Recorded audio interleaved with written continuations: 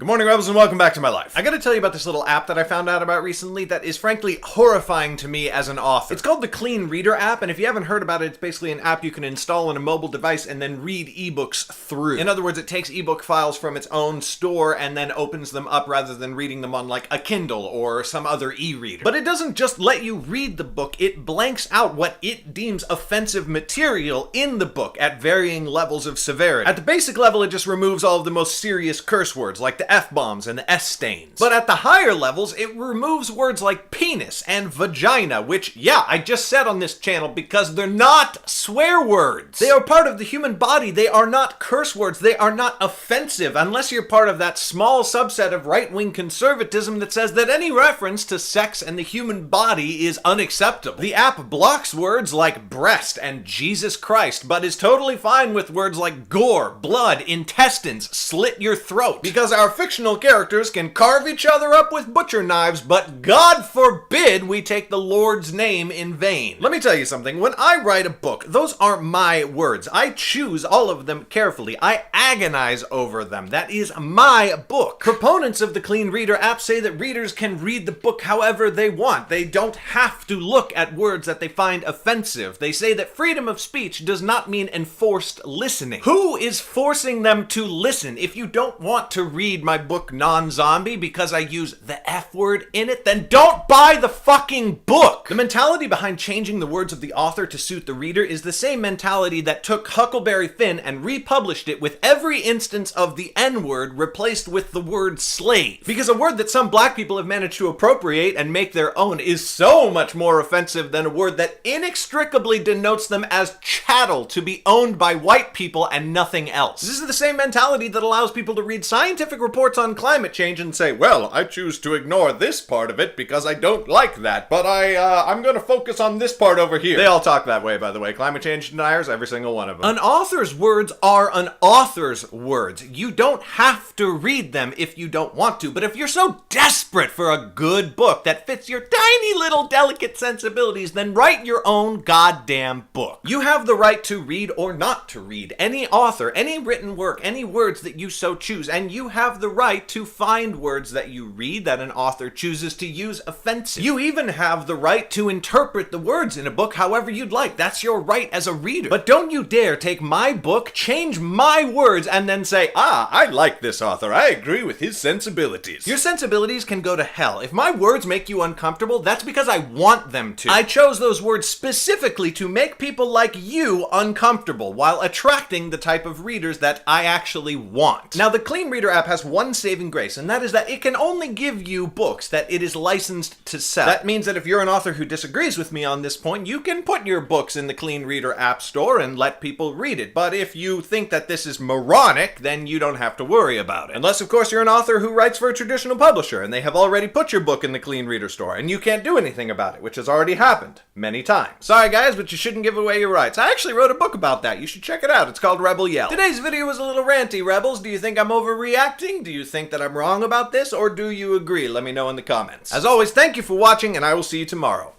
Maybe. Bye!